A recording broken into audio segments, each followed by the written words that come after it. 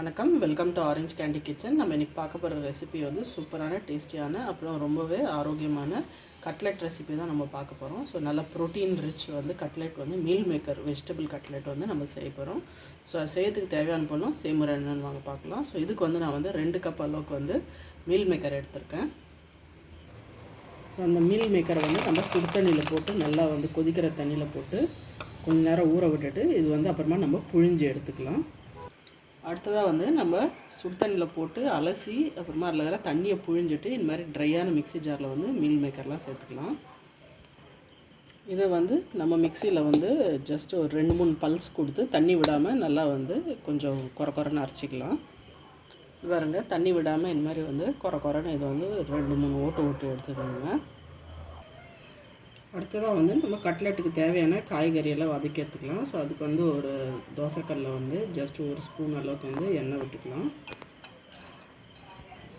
எண்ணெய் சூடாகும் அதில் வந்து ஒரு மீடியம் சைஸ் வெங்காயம் வந்து பொடியாக நறுக்கி கட் பண்ணிட்டு சேர்த்துக்கலாம். இது கூட வந்து 1 கப் அளவுக்கு வந்து பொடியாக நறுக்கின முட்டைகோஸ் சேர்த்துக்கலாம். அப்புறமா வந்து ஒரு 1/4 கப் அளவுக்கு வந்து பொடியாக நறுக்கின பச்சை குடமிளகாய் சேர்த்துக்கலாம். ஸோ உங்களுக்கு வேணும்னா வேறு என்ன கேரட், பீன்ஸ் எந்த காய்கறி வேணுமோ அது எல்லாமே இதில் வந்து சேர்த்துக்கலாம்.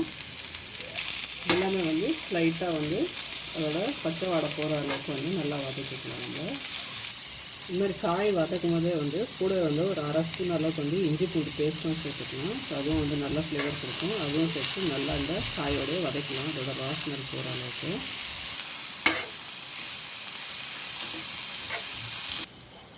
காயெல்லாம் வதங்கினதுக்கப்புறம் நம்ம இதுக்கு தேவையான மசாலாலாம் சேர்த்துக்கலாம். ஸோ ஃப்ளேம் வந்து லோ பண்ணிக்கோங்க. இதில் வந்து 1/4 டீஸ்பூன் அளவுக்கு மஞ்சள்தூள், அப்புறமா காரத்துக்கு ஏற்ற மாதிரி மிளகாத்தூள் சேர்த்துக்கலாம். ஸோ நான் வந்து குழம்பு மிளகாத்தூள் சேர்த்துக்கிறேன். ஸோ வெறும் மிளகாத்தூள், மல்லித்தூள் ரெண்டுமே வந்து நீங்கள் சேர்த்துக்கலாம்.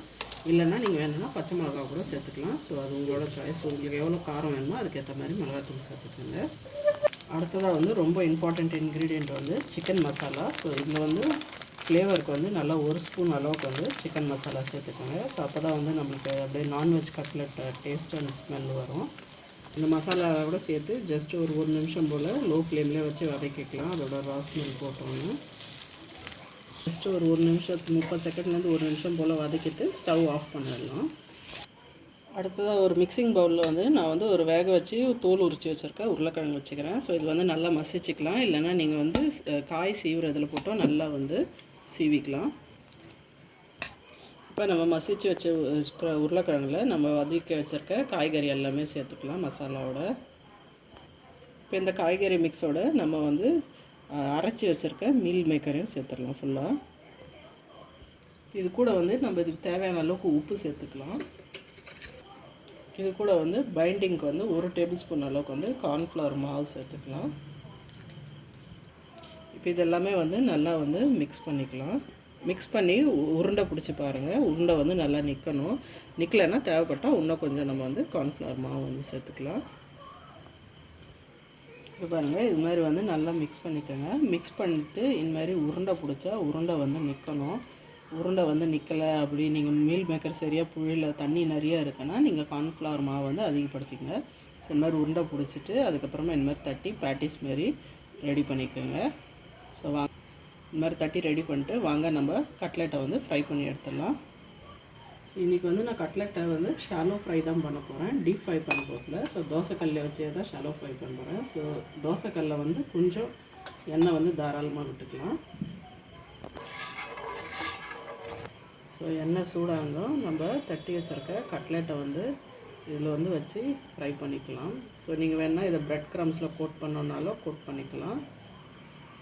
இல்லைன்னா நான் ப்ரெட் க்ரம்ஸ்லாம் எதுவும் யூஸ் பண்ணல, டைரெக்டாகவே எடுத்து ஜஸ்ட்டு வந்து தோசைக்கல்லை வச்சு நம்ம தவா ஃப்ரை பண்ணிக்கலாம். ஸோ உங்களுக்கு வந்து எந்த ஷேப்பு சைஸ் வேணுமோ அந்த சைஸ்க்கு வந்து நீங்கள் தட்டி போட்டு நல்லா வந்து ஒரு மீடியம் ஃப்ளேமில் வச்சு எண்ணெய் கொஞ்சம் தாராளமாக விட்டு நம்ம வந்து கட்லெட்டை வந்து தவா ஃப்ரை பண்ணிக்கலாம்.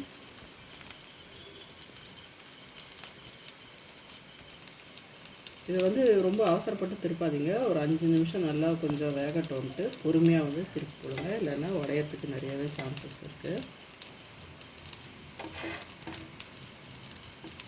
பாருங்கள் இது மாதிரி வந்து எல்லா கட்லெட்டும் வந்து முறுமுறுன்னு வந்து 2 சைடும் வேகணும். ஸோ நல்லா திருப்பி விட்டு இன்னொரு சைடும் வந்து நல்லா ஒரு 5 நிமிஷத்துக்கு வேக போட்டுக்கலாம். ஸோ இதேமாதிரி எல்லா கட்லெட்டையும் திருப்பி போட்டுடலாம். கட்லெட்டு வேக ஒன்று அப்படியே திருப்பி விட்டு இன்னொரு 5 நிமிஷம் வந்து 2 பக்கமும் அதேமாதிரி வேகட்டும். நம்ம வந்து நல்லா கிறிஸ்பாகட்டும் விட்டுடலாம்.